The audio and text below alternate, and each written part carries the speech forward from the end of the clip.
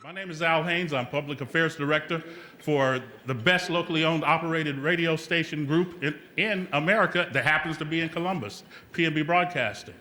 But as MC, I'm honored to be on this table with these distinguished men. I'm honored to have our marshal in the house. I'm honored to have our congressman in the house too.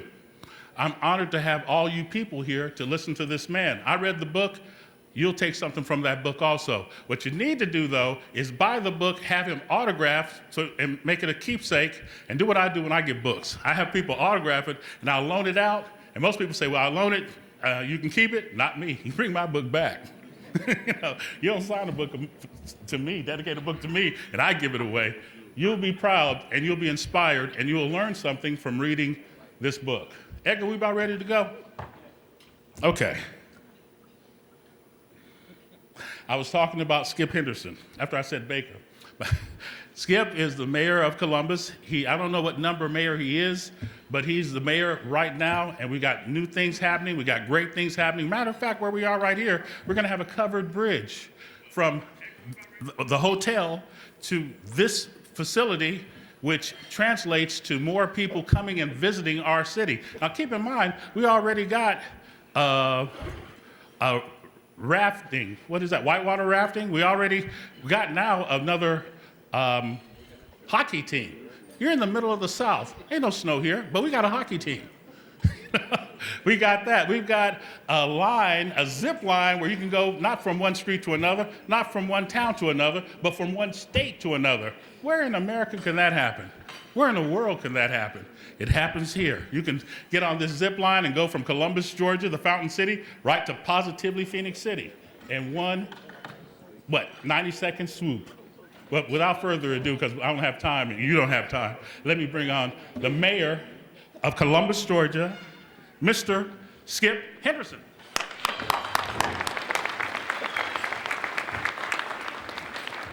Thank you, Al.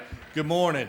I tell you, I appreciate the kind words, but I tell people everywhere I go when I have an opportunity to speak to groups like this that it is less about who's in political office than it is about who's in the boardrooms, who's working in a volunteer capacity, who is reaching into the communities and neighborhoods and trying to lift up some of the areas of our community that desperately need lifting up. Edgar's one of those people. When he talked to me about what he was, what his vision was for Not a Bad Apple Inc. and for this men's empowerment breakfast, I said, yeah, I'm in. I'm all in. You know, we had a chance yesterday and the day before. We put together Councilor John House, who is here, along with Councilor Judy Thomas and Mayor Pro Tem Evelyn Pugh. They co-hosted what we called a Coming to Columbus, and it was subtitled The Good, the Bad, and the Ugly. And we did it 22 years ago, but the reason we did it again is because a community cannot grow, a region cannot grow without taking an honest assessment of where it is. And there's a lot of things going on in Phoenix City, Fort Benning, and Columbus. There's some, Al touched on a few of them. You know, we're doing great from a development standpoint. We're increasing the draw to the Rush South Whitewater Park, which purposely took off the name Columbus and Phoenix City. So it is in vision and in fact a connector of those two communities that serves as a nationwide draw for people who are coming to paddle at Chattahoochee. But everything we do, we have to focus on what's best for the entire region. Otis White was our keynote speaker, and he's a native of Columbus, and he's gone on to write for Georgia Trend and serve as an author, and I'm sure you've read some of his pieces scattered throughout the literary landscape through Atlanta and throughout Georgia and throughout the region. He was the keynote speaker 22 years ago, and he talked about where we were back in '97, and then he drew a contrast with where we are as a region now, 22 years later, and he said it's just absolutely, and yes, I should be paid by the chamber. It is amazing. It's amazing the things that have changed in the Bi-Cities and the Tri-Cities and the development that's taken place and some of the initiatives that have taken place. But there's still some areas that we struggle with. Poverty is the cloud that looms over so many other initiatives that we have to deal with on a regular basis, to include crime, to include education. We visited Fox Elementary School, an amazing principal. If you ever get a chance to go meet Yvette Scarborough, you need to go sit down and listen to that woman. What she's doing in Fox Elementary, they've got about a 38% transition rate. Every year they lose about 38% because kids are being displaced, because they're being evicted. They can't pay, the parents can't pay the rent. Their attendance goes down when it rains because most of the parents don't have transportation. They're walking 6 and 7 blocks to get their kids to school. Well, when it rains, they don't bring their kids to school. And yet this woman continues to try to keep these children engaged.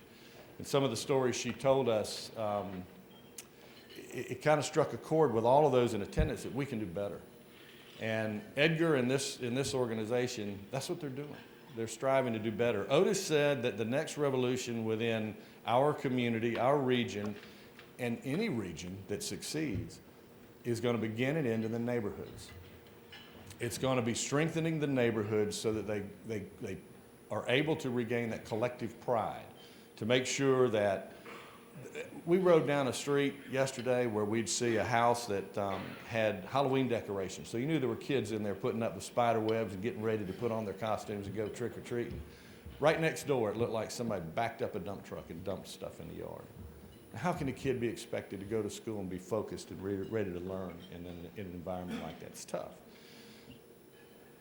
The Men's Empowerment Breakfast, the thing that encouraged me about that is, as men, we are fixers, right? We have a tendency to want to go in there and fix stuff and then move on to the next thing that needs fixing. Well, when it comes to investing in our children, we can't move on to the next thing. Because a lot of the young people in our community, they've experienced nothing but abandonment. They've experienced nothing but people who become disinterested after time and move on to the next thing. So what I hope will come out of this, at least one thing, for the men in this room, when you invest and pour into some young person that may not be yours biologically, but is yours communally, I hope you'll stick with it.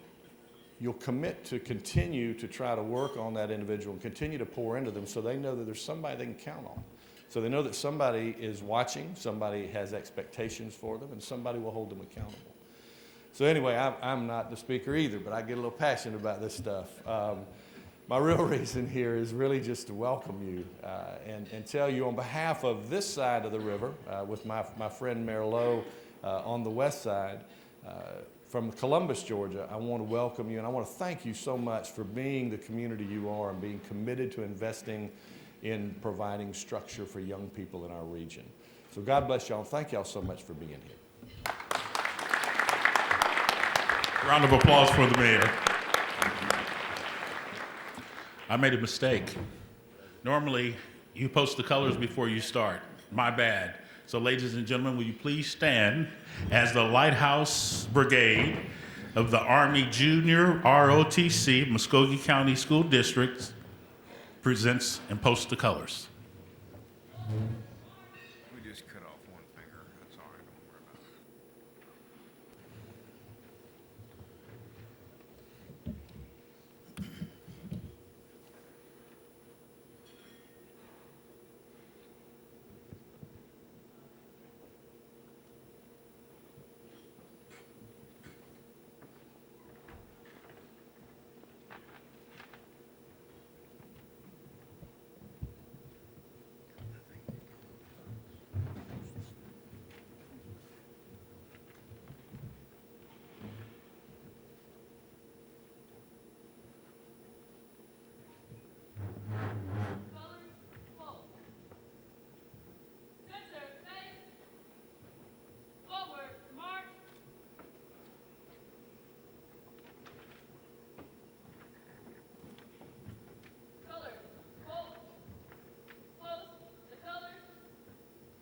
At this time, please join me in citing our Pledge of Allegiance.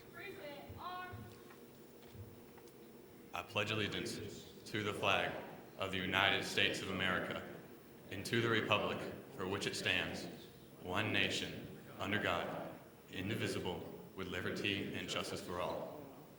Thank you.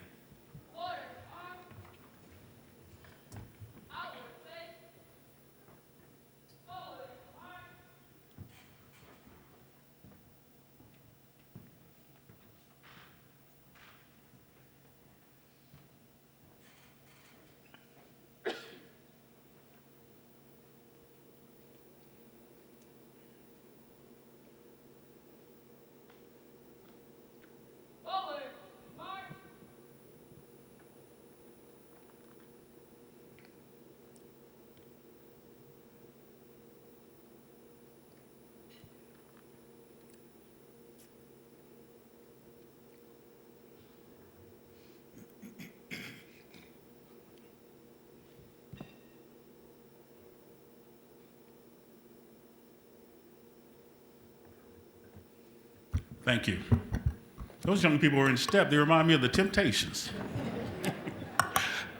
I have to say this, but when I first got into this business, there was a gentleman that I look at as a mentor. He's just a top shelf individual, class of my community, class of my industry.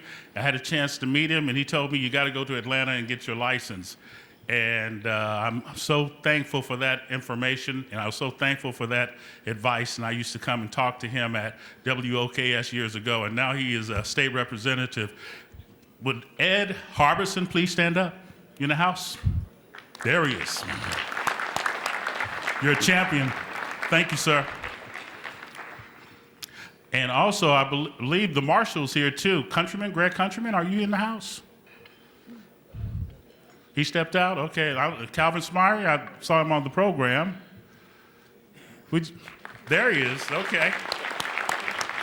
You know what? And these men lead by example. They lead by example. I learned in Bible school that conversation is how you are, what you believe in, how you act, it's not necessarily words. It's not only words. It's your lifestyle. It's your walk. It's your conversation. And these people have great conversations for all these men and ladies to follow. It's not what they say, it's how they behave.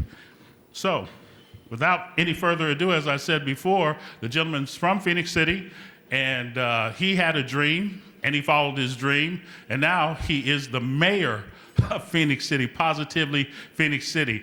A great individual. He's one of these type of individuals that sells his city everywhere he goes, not only by the way he presents himself, but verbally also. Please help me welcome Mayor Eddie Lowe.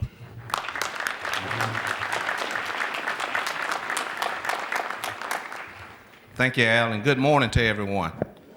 And you all need to loosen up some. Everybody look kind of stiff and tight out there. This is a great day.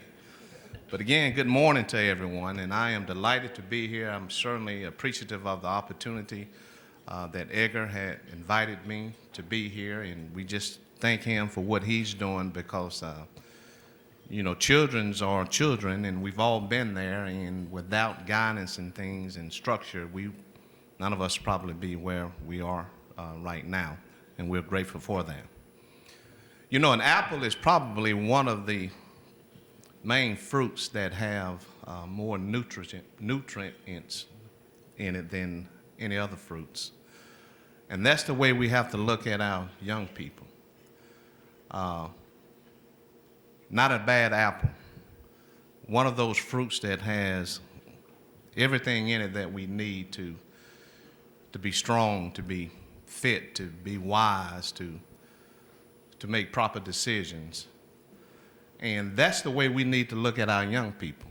And that's why we're here today. And I can truly say, as Mayor Henderson stated, we are truly one region. When you look out and you see people from Phoenix City and Columbus and Fort Benning, that validates that we are one region and we're on the same page, and particularly when it comes to our young people. And you know, some of you all out there have heard me say this, that one of the most important things that we can do is to invest in our young people, to invest in our kids, as I've heard Al state that, and I've heard Mayor Henderson state that. You have to invest in our young people because they are really, really outstanding people. And it's up to us to invest in them, to tell them that God created them to be successful, to be winners, and that we cannot allow society to condition them to be losers. No matter where they're from, no matter what their economic status is, socioeconomic status, but they are created to be winners, and that's by God's plan, but we cannot allow society or their conditions to cause them to be losers. So we have to invest in those kids. But why do we invest in them? We invest in them because we want to inspire them. Inspire them that they can become whatever the plan is for them, being decent, being always in order, being respectful. We invest to inspire them. But we also inspire them to have an impact in the later lives. And as I look around, most of us, and don't get offended, you know, the good book says 70 years. Well, if you draw a bell curve from 0 to 70, 35 in the middle, and it looks like to me most of us is on this side of that 35. So it's important that we invest in our young people to inspire them to have the impact to be the quality person that they were created to be. And also because as we get older, because we have invested in them and inspired them to have that impact, they're going to have to take care of us one day when we can't make those decisions ourselves. So it's important that we always remember that we have to continue to do that. And when it comes to children, we should all have that passion. We should all realize that they are the ones that are going to have to take our place. And as some song has said, soon and very soon. So I want to challenge all of us to make sure we continue to invest in our young people, to inspire them so they can have the impact to be those persons that God created them to be, with quality, character, being those persons that's going to have to take our place, which is soon and very soon.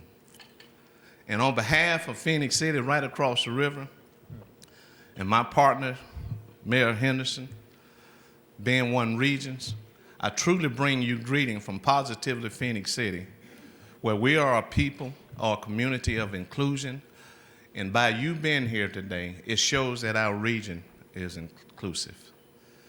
So I want to challenge you all again, that before I take my seat, let's remember to always invest in our young people, to inspire them so they can have an impact, not only in our region, but throughout this country and throughout this world. Thank you, and you all have a great day.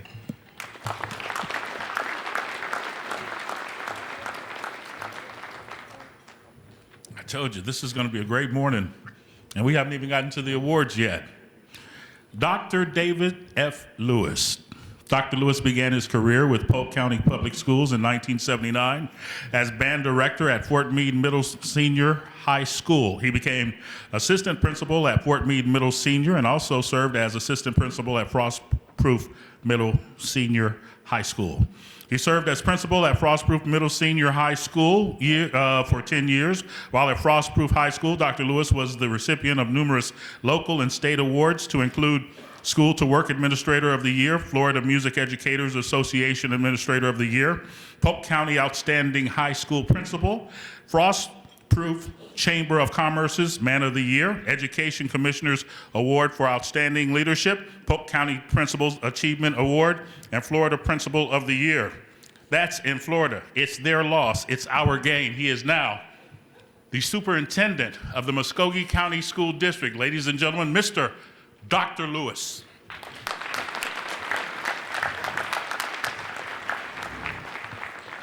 Well, thank you. All that just means I'm very, very old. But aside from that, I do appreciate the introduction. I specifically appreciate being here this morning. I want to start by thanking Edgar and everyone responsible for this morning's breakfast and this program. When I came here early on to determine whether I wanted to apply for the position here in Muskogee County, as was mentioned earlier, this is exactly why. When I look around this room and see the number of individuals and the entities represented, wrapping their arms around our young people and supporting them and lifting them up, this is why. I early on brought in a gentleman to speak to the community. His name was Jamie Vollmer, who wrote the book, Schools Cannot Do It Alone. The work that we have to do, the issues we're having to address are like we've never seen before in our society. And as Mr. Vollmer points out, it's going to take all of us to link our arms, join our hands, and work together on behalf of our young people, lift them up. And if there's any community that can do it, it is Columbus, Georgia. I have no doubt. I believe that's almost 7 years ago now that I've been with you all, and I believe it as much or more today than then. Before I go any further, I do want to recognize our board members. I know Vanessa Jackson is here, and I'm not sure if anybody else has been here. Any other board members? I can't. There's Miss Buckner and Miss Chambers. Very good. Thank you. Welcome. Thank you for being here with us this morning. I also want to take an opportunity to just ask my staff, if you're a principal, if you're a district office member, if you're here, would you please stand and be recognized for the work that you do every day on behalf of our young people?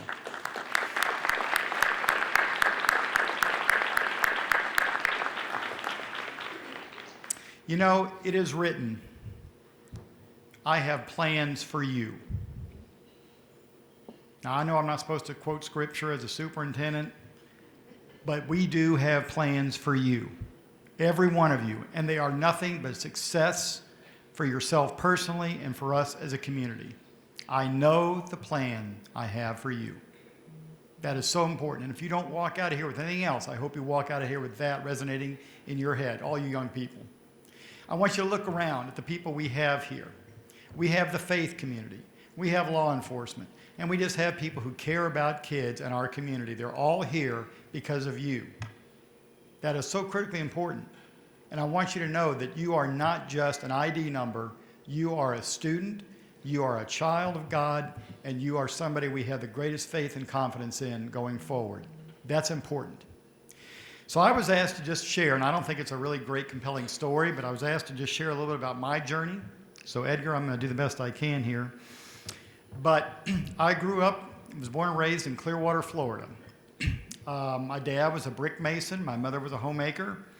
Nobody on either side of my family ever went to college or were professionals. They were blue-collar workers, and I'm very proud of them. They were some of the smartest people I ever knew. And I was very blessed with the parents I had, because they spoke into me success from the very beginning. Something that they did for me and my brother that I hope we are going to do for you today and going forward is speaking success and life into your future. My mom and dad, like I said, never went to college. But from the time I can remember, my brother and I were always told it was never a question of whether you're going to college. The only question was where you're going to go.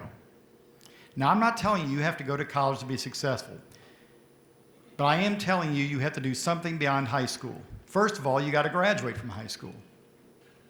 Without that, the chances of you being successful, whatever that is in your mind, is diminished greatly. And beyond high school, in today's technology world, global economy, you've got to have some kind of education or post-secondary training beyond high school. So I'm going to give you real quickly a recipe, like it or not, but here's a recipe for success going forward. Number one, graduate from high school. And it doesn't matter how long it takes. We'd like for it to be on the regular time schedule, but you know, all in His time. But you've got to graduate. And then pursue something with passion. Build a plan, and then persevere. You will have to do that. And if you're like I was, many of you in here thought you were going to be a professional athlete. Well, you see how that turned out. Right? I was a pretty good catcher in the day. But then there were other people who had the same idea. And there was a play at the plate that broke my clavicle. And that pretty much took care of that. That's okay, because I had an education to fall back on. But I grew up in Clearwater, Florida, the son of a brick mason, and I worked with my dad for 2 summers out in the Florida sun, and I was a mud tender. Now, anybody knows what that is? You basically are the grunt. Yeah, exactly. You're hauling, you're mixing the mud, you're carrying the mud for the masons and all that. And my dad sat me down one day and he said, "Let me just tell you something. If you want to do this, I'll do everything I can to help you do this the rest of your life. But if you don't think this is what you want to do the rest of your life, then I'm going to help you go to school and you just continue to understand that I'll help you as much as I can. But I don't have the kind of money that can help you very far." So he told me right then, you better think about other ways that you can get to college if that's what you want to do. And I did. Now I'm going to tell you, there is no college career booth at high school that talks about becoming a superintendent of education. That was never a thought of mine. I was a pretty good athlete, I was a better musician, and I got a music and academic scholarship. So I went to college to become a high school band director. My goals were to be a college band director. I was going to be the band director at Florida State University. Well, we won't talk about the Knowles today. because that's not going so well for us. The band is great. But I will tell you this. I got that scholarship, and I worked hard.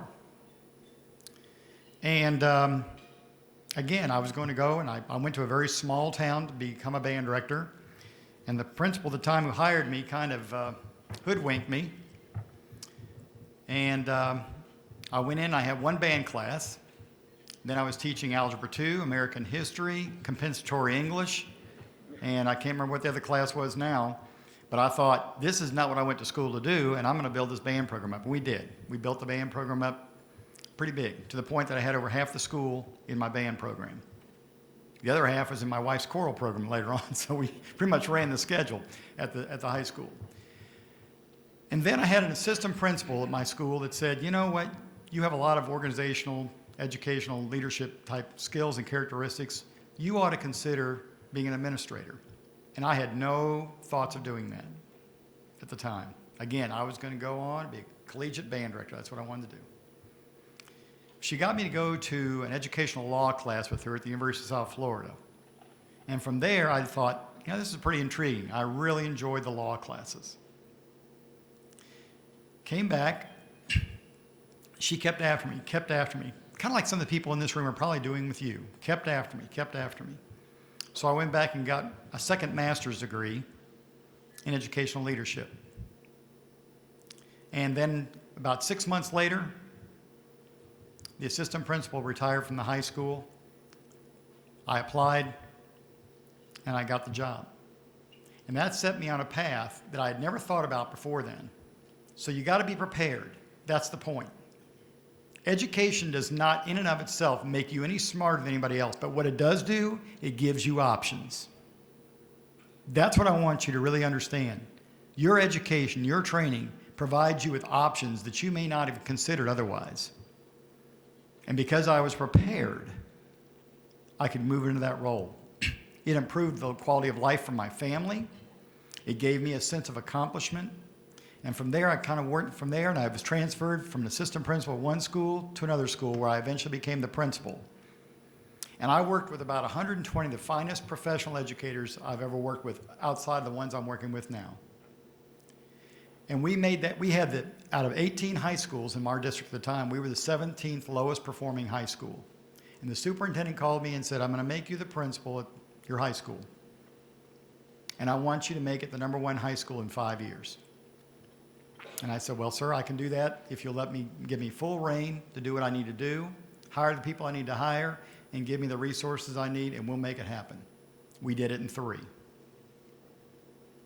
Now, I got the award for being the principal of the year in the state of Florida, but I did not deserve it. It was all that 120 members of my staff and my community throughout the entire community that wrapped their arms around kids, believed in the vision, and made it happen. And those kids today, I still receive note cards and emails and that kind of thing from students I had back during that time when I was a principal. That is the value. That is the payback right there. Knowing that we helped kids move forward. Kids were much like the kids in Columbus, some of them who had never had parents that went to college. Some of them had been disenfranchised in their communities. Some of them had been disconnected from faith. Some of them were just considered to be cast-offs or not cared about. But people wrapped their arms around those kids and gave them the support, love, nurturing, discipline, and structure they needed to be successful, and they did that. I still had a whole box full of letters and cards I received over the years from those kids, just like the students that are sitting out here. And I'm proud to tell you right now, I have 2 brigadier generals in that group. I have a former college band director in that group. He's now a professional musician. That's what he does full time. And the list goes on. And scads of teachers and community members, all who are contributing back to their community. But it was all because we saw something in them that at the time they did not see in themselves. Much like the apple. The seeds of an apple are very, very small. But an apple can generate lots of orchards by reproducing the quality fruit that we see in you today. So I guess my story is not that remarkable, other than the fact that I had people in my life that cared about me, saw something in me I didn't see in myself, and instilled in me a sense of belief because they knew the plans they had for me. Those are the same plans we have for you. Every one of you students in this room has got a gift. There is a plan for you. We believe in you, and we want the very best for you. But it all starts with understanding you've got to have a passion, you've got to have a plan, and you've got to persevere, because you will encounter difficulties along the way. That's a test to see how bad you want things. But if you want it bad enough, you will achieve it. And it may not be the route that you see in your vision right now, but be prepared. Get your education, give yourself options, and be prepared for the success that is coming your way. Thank you, and God bless you. Every Wednesday, I talk to the spokesperson for Columbus Muskogee County School District. Her name is Mercedes Parham. She's a friend of mine. And so we talk about what's going on with the Muskogee County School District. Well, now, keep in mind, I started in radio. It ain't about me, but I'm just saying I started in radio here, played country music in Nashville, Washington, D.C., the second black station in America, the top 40 station in Baltimore, which was the station of the year, and came back here. Now, coming back here, that means nothing to the people here because they weren't in my back pocket while I did all this. But I remember me and Mercedes, you had a meeting to go to, a school board meeting. And I said, keep your dukes up. Man. I had over 50 Facebook posts saying, I can't believe Al Haynes said this and blah, blah, blah, blah, blah, blah, blah. I mean, people were just upset. But I had over 300 saying, leave him alone. To include the sheriff, Donna Tompkins, to include Richard Hyatt, some other leaders in our community. It just felt good to have that type of support. The point I'm making is I've never been in trouble at all. And by the way, the company pulled my tape. I recorded my show, and they pulled my tape and issued this is not to make anybody feel uncomfortable. This is an issued, well, we can't really stand behind what Al says. He's an independent thought, this, that, and other, blah, blah, blah. So me being from D.C., I have a friend named Alan Toppelberg, who is an attorney with Toppelberg and Tugfelt. Look it up. He's in D.C.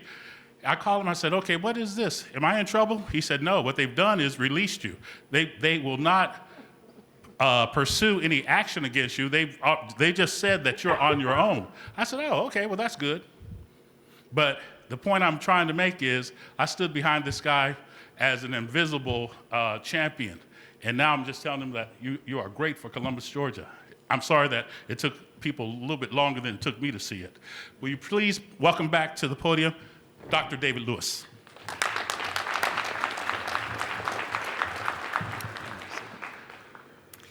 Well, it's my pleasure to introduce our keynote speaker today.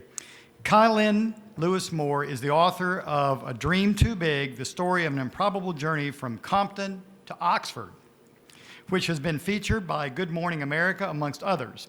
Kylin grew up in the Compton and South Central Los Angeles area of California. I have been there. It is not an oasis. It's a bit of a challenge, believe me. After graduate studies at Texas Christian University, he went on to become a 2017 Rhodes Scholar. That is one of the most prestigious academic awards anybody can achieve. Kylin is a recent graduate of the University of Oxford in England, where he earned his master's degree. Kylin also aspires to become a university professor and is currently applying to doctoral programs in sociology. He has come here today to share the story of his exodus from an impoverished background and a gang-ridden community.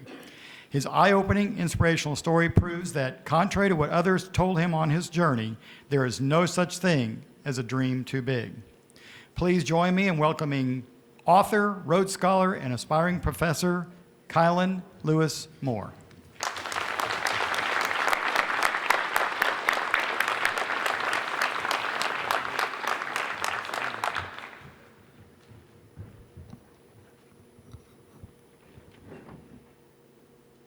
First and foremost, I would like to say that I'm extremely blessed to be here speaking with you all. I hope to be able to impart just a little bit of the wisdom that I've gained on my journey thus far on someone in this crowd that's hoping to make a positive change in their own life and the life of others.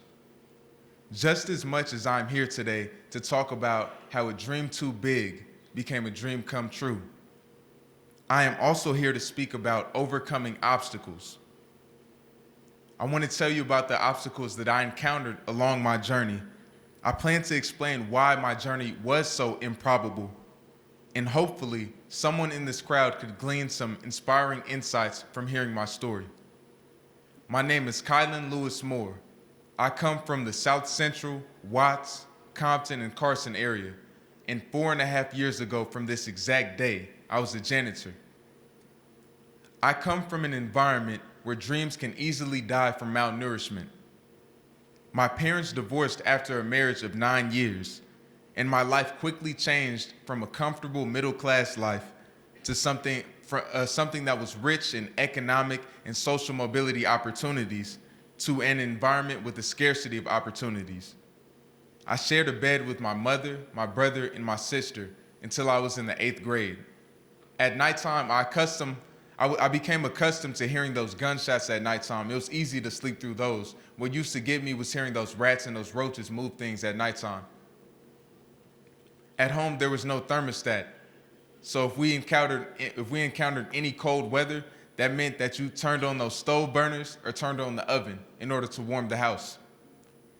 When there wasn't enough room to sleep on the couch and people were already sleeping forward to a bed, that meant that you went to that closet, you grabbed out a blanket, and then you made something that we called a pallet to sleep on the floor. When the hot water was turned off and the bathtub was plugged up, that meant that you had to go outside, fill up a bucket of water, bring that bucket of water back inside the house, boil some of the water or microwave it, and then take something that we called a bucket bath. I think they call it something else down here. Something I can't say today.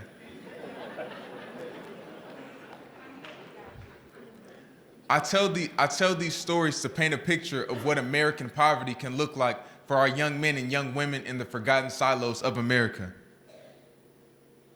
Though not everyone in my neighborhood experienced poverty the same way that I did, this was not an uncommon experience amongst the youth that I went to school with and I played youth athletics with. As stated previously, we moved to the area because of the divorce of my parents after 9 years of marriage. We previously lived in a rather upper class or upper middle class stable area with great educational opportunities. This school was much different once I moved to the borderline of Compton and Carson. One of the very first discussions that we had on the playground, I'll never forget this. I was 6 years old in the 1st grade, and I was standing at recess with 2 other young men. And as we kind of stood in the circle deciding what game that we would play that day, one of the young men just started the conversation, and he said, "One day when I go to prison, I'm going to become a Crip automatically." Then the next young man followed in lockstep. He said, "One day when I go to prison, I'm going to pretend to be religious. I heard they don't mess with you if you're religious." Then when it came my turn to say what I would do one day when I went to prison, I just looked down at my shoes and I remained silent. Up to that point in my life, those first 6 years, I had never envisioned myself going to prison. But this was their reality, and this is what they saw and what they expected of themselves, even at that tender age of 6 years old. In my elementary school, rumors began to circulate around that privately owned prisons were opening up based off of 3rd grade test scores. I didn't quite understand the mechanics of privately owned prisons. I didn't understand what they meant by private, but at least at that point, I knew I didn't want to do anything with prison. So I started to think, what can I do to get myself out of this situation? We had a track system in my elementary school. And basically the lowest track of students, they were slated to be those kids that one day would fill those prison slots. And then the middle track of students will perhaps go on to, maybe not graduating high school. And then you had the magnet track. And those were the few spots in my school for kids that they would pour the most resources into, give the most qualified teachers, and hopefully those would be the kids that went to college. For me, I realized the injustice even early on, but I thought to myself, what can I do to get out of this situation? So we had a 2nd grade spelling bee. I convinced my little mind at that time that if I win this spelling bee, they're gonna see how smart I am and they'll put me in that magnet track. So I remember going home and taking my spelling bee words, and I would sit down and I would sit in the bed at nighttime. If my mom or my brother and my sister, they went to sleep, sometimes I would just study with the flashlight. And I studied those words every single day. When the time came from the spelling bee, I put on some Harry Potter-ish glasses because I thought they made me look smart. And I put on my best green turtleneck sweater, and I gave it my all at that spelling bee. I ended up walking away with second place. But when I walked out of that, it gave me a mindset that I can apply a certain level of work and I can get some type of positive results. So I started to learn that even at that early age. The next year, luckily, I was put into that magnet track, but not because of the spelling bee. My mom was my advocate. She fought for me to get into those small amount of spots for those kids that are slated for college. So I'm extremely thankful to have an advocate that was in my corner at a time when I was most desperately in need. The students, I have to say, for every kid that the magnet program privileged, it also disadvantaged. I remember how much more equitable opportunities were at my upper middle class, predominantly white schools. The students that one day envisioned that they would go to prison were only speaking their reality at that time. Their expectations were shaped by a stark reality that told them that they wouldn't do much, but this reality had nothing to do with them personally. They knew the expectations that society unfairly hoisted upon them, and they had no idea why this was so. I can guarantee that those young men had never heard of gerrymandering and how the districts were manipulated in order to disadvantage them. They probably never understood redlining practices and how their grandparents weren't able to get loans for houses or to start businesses early on. They probably don't know about the Great Migration and how their parents fled terrorism to come to California in the first place. They didn't know about how they didn't know about the crisis that happened in the community that flooded stimulants, or the crack epidemic that flooded into their community. The only thing that young man knew on that day is that when I go to prison, I'm gonna become a Crip automatically. Gang membership and crime more broadly was not the cause of the problem, but the effect of the problems that I just discussed. It is sad to admit it, but in my community, I had never seen or heard of a Montessori school for young black boys, let alone a Kumon Mathematics Center. There were no opportunities for arts, sciences, camp, or learning how to code and things like that. Given the scarcity of opportunity to build oneself up, gang membership often became that second family for many young men. As a result, my daily thoughts were monopolized by how I can keep my body safe from the harm that could be done to me by the gangs. Factoring in constant confrontation with gang activity, one can understand how it is hard to have big dreams in an environment like this. I speak of all these things to paint a picture of what many young men and women go through in these areas. I speak of these things to exonerate you from the guilt that you may be carrying for things outside of your control. But I would do you a disservice today to sit back and tell you that it's okay to fall behind and stay behind. No, there is still work to be done. Though they tried to construct something to hold me back, they failed. What was meant to block me from becoming something failed. What was meant to stop me failed, and it only motivated me to move to where I am today. Still, I took bold and decisive steps towards my future, using health, athletics, and most importantly, education as an impetus for change in my life and to overcome obstacles. I am here today demanding that you all do the same, despite the obstacles that have been set before you. I had to see beyond my current circumstances and maintain a hope in a better tomorrow. I had to heed the words of my mother always saying, "Baby, we may live in the hood, but the hood does not have to live in us." When there wasn't enough for dinner, I had to change my entire mindset. When there wasn't enough for dinner, there was no need in complaining. Instead of talking about that pain and those hunger pains in my stomach, I'll transfer those pains from my stomach and put them into my arms and my chest, doing push-ups on the floor, trying to distract myself from that hunger. I would do push-ups until I didn't feel hungry anymore, and I told myself that one of those push-ups will be the one to take me out of this situation. When rival gangs were patrolling through my neighborhood at nighttime, looking to shoot somebody from the gang that inhabited my neighborhood. I had to make sure that I was not out past those street lights. So I told myself, I still need to go work out. So, gang members need to sleep at some point. Okay, we'll wake up at 4 a.m. and ride my bicycle up to Compton College to go run those bleachers, and then, or ride my bicycle up to the 24-hour fitness gym in Compton or Carson. Because of my desire to become something, to transcend my environment, people called me weird.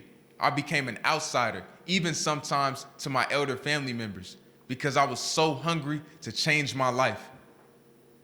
I had to convince myself that regardless of the adversity, I will rise and be a success story. With this mindset, I eventually found myself graduating from high school and becoming a student athlete at a small college in upstate New York.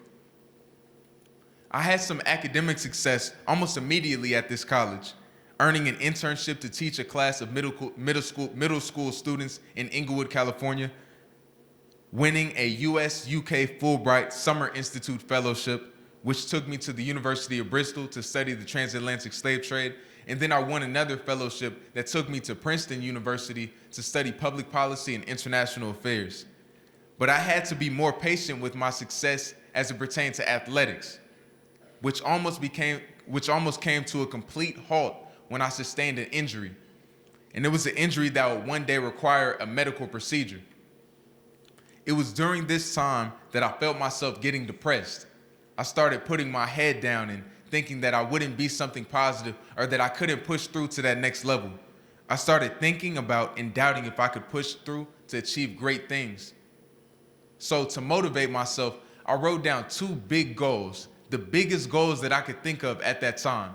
I wrote down on a piece of paper, Harvard PhD and Division I football player. I wrote down Division I football player. Honestly, it had very little to do with football at that time. For me, it was about rehabilitating my mind, my body, and my spirit, and about making a comeback, being someone that could break a generational curse of what it meant to be a man bearing the name Moore in my family. I told myself that I would not stop playing football until my father could see me running down the field from the Northern California prison where he lives. Harvard PhD. At the time, I couldn't find Harvard on the map, didn't know what state it was in. PhD, I couldn't quite tell you what a PhD did, but I told myself this: I want to make sure that I earn this doctoral degree in hopes that I will be able to shed light on the persistent trends of inequality, poverty, gang violence, and low educational attainment in my community, to partake in the collective uplift of my community, and to have something that I could hold up for the youth in my city as a role model, because role modeling is incredibly important. You cannot be what you cannot see. I told myself that I want to make sure that I gain that institutional access to tear that door open to send many more young Kylan Moores into that building. So what did I do? I told myself, okay, if I'm gonna achieve these 2 massive goals, I need to earn a little bit of money so I could transfer to that next school. So I need to save up enough money for a plane ticket. Okay, how do we do that? So I went around every office on campus and I ended up landing a job as a janitor. I must admit to you, it was incredibly humbling at that time to go from somebody that, quote unquote, made it out the hood to now be at this private liberal arts college playing football. My face was on posters. They made documentaries about me. And now I'm cleaning up vomit outside of the freshman dormitory for college kids that partied a little bit too hard. I have to admit to you, it was incredibly humbling at that time. And I remember I had some hard days being a janitor where I just wanted to put my head down and be invisible. And I remember one day I came home just, disgusted at my current situation in life. And I called my cousin. And my cousin, he was studying at a historically black college down south called Southern University in Baton Rouge, Louisiana. And I just told him about my current plight, being a janitor and saving up money and my big dreams. And he told me about another janitor. I don't know if you guys ever heard of him. His name is Booker T. Washington. This janitor actually was born into slavery. And he actually left the salt furnaces in West Virginia, came all the way down to the Hampton Institute, now known as Hampton University.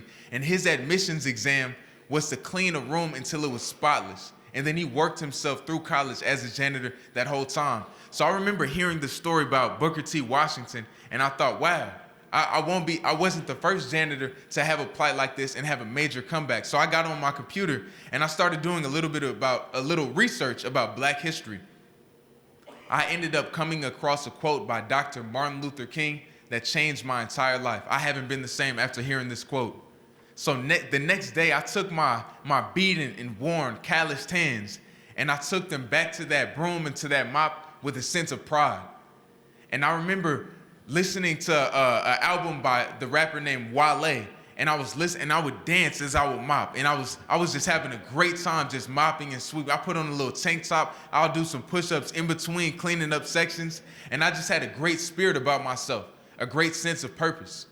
But as I mopped and I swept, a student that I had known before, he walked into the building that I was in at that time. This is a guy that I hadn't known too well or gotten along with too well in the past. He was a past teammate. And as he walked into the building, I didn't pay much attention to him, but he walked past me. He walked down a couple steps, and then he turned back. He said, "Hey, you missed the spot." I turned towards him. I said, "Where?" Then he proceeded to spit on the floor. The disrespect. But for me, I still had that quote going through the recesses of my mind. So I turned towards him. I said, "How do I want to respond to this disrespect?" Right? I can go Compton on him, right? I think that was my natural proclivity at that moment. But I disciplined myself in that tough time. And I said, "Hey, bro, come back over here." Because I still had that quote in the back of my mind. I said, "Hey, bro, come back over here." He started walking over to me, probably thinking that I'm going to do something like that. And I said, "Where are you going?" And he said, "Oh, I'm going to the caf, to go eat somewhere you can't go because you're a janitor." I said, "Is that right?" I tell you what, when you go to that caf, tell them to put that food into your hands, no plate. Bring that food from your hands back out here to this floor. This floor will be so clean when you get back that you can eat off of it. Have a nice day." Then he walked off confused. I heard a quote that day. Dr. Martin Luther King. He said, "If it falls your lot to be a street sweeper, sweep streets like Michelangelo painted. Sweep streets like Beethoven composed music. Sweep streets like Shakespeare wrote poetry. Sweep streets so well that when you die, may all the hosts of heaven and earth look upon your grave and say, there lived a street sweeper who did his job well." I changed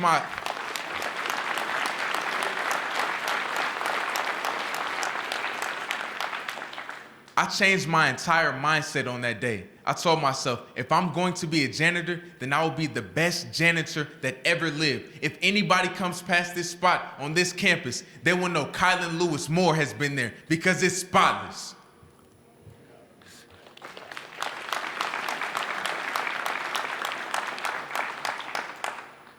And today I'm here to give you all that janitor mindset towards the goals that you're looking to achieve one day. But I have to think back about the statement that the young man said as I stand here 4.5 years later. I don't know if anybody remembers the statement that he made, but he said that I missed the spot. Interesting.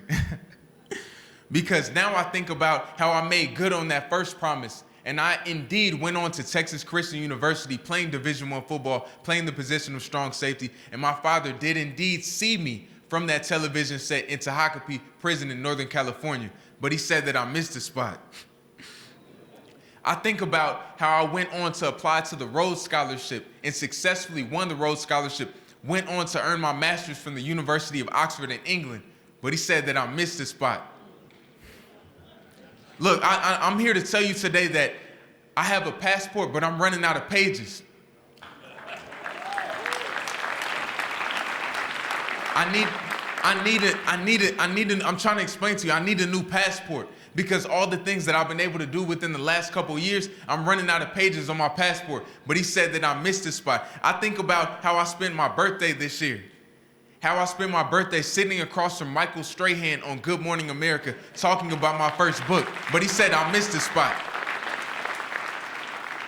I'm thinking about how right now I'm making good on that second promise and I'm applying to PhD programs at those schools that I mentioned earlier. I got the spot.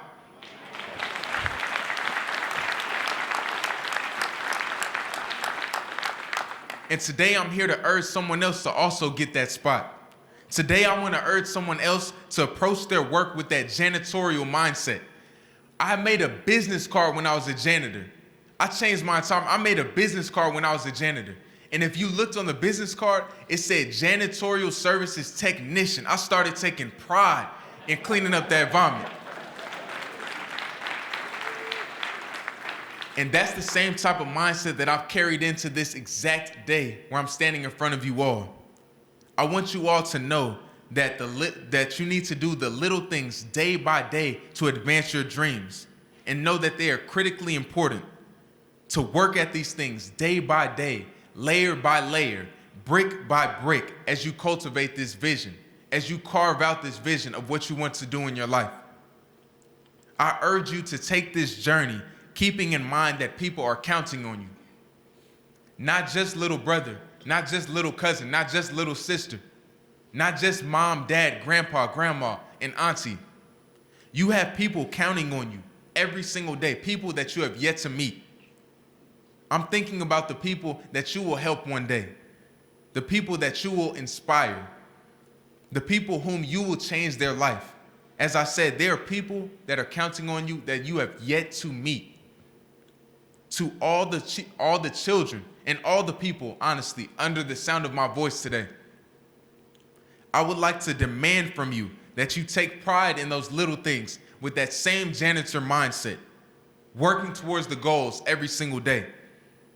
And that most importantly, that you have goals, that you have at least 2 big goals that you write down, that you put on the ceiling of your room, that you put on that mirror, that you put as the screenshot on your cell phone, that you look at every single day. And that you write down goals that are so big, so unimaginable, so unfathomable, so unreasonable, so unrealistic, that without divine intervention, they're destined to fail. I need you to write down dreams that are too big. Thank you.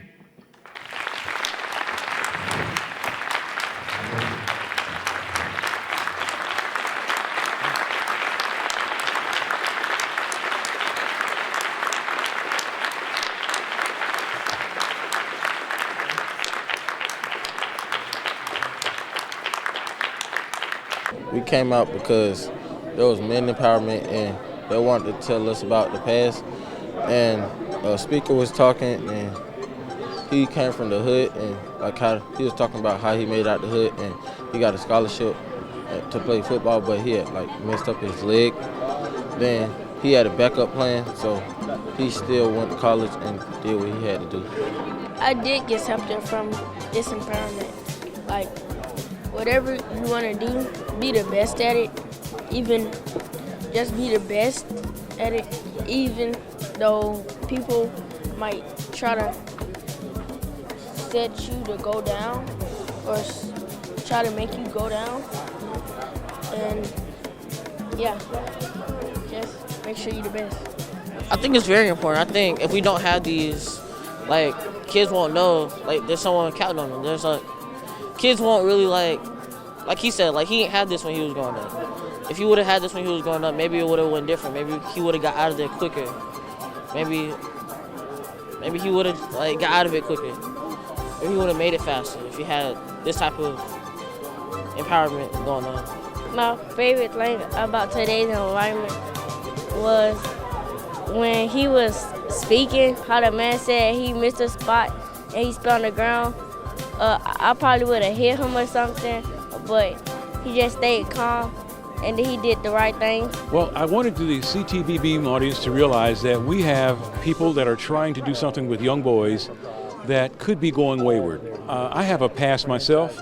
I know what it's like to deal with the police, and I thought we would bring in a Rhodes Scholar who was homeless, and he got a chance to avoid gangs and get a Rhodes Scholarship. Oxford is the most difficult college in the world to become associated with and get an education. He's got a master's degree from Oxford. So Kylan Lewis Moore was our speaker. He talked about not missing the spot.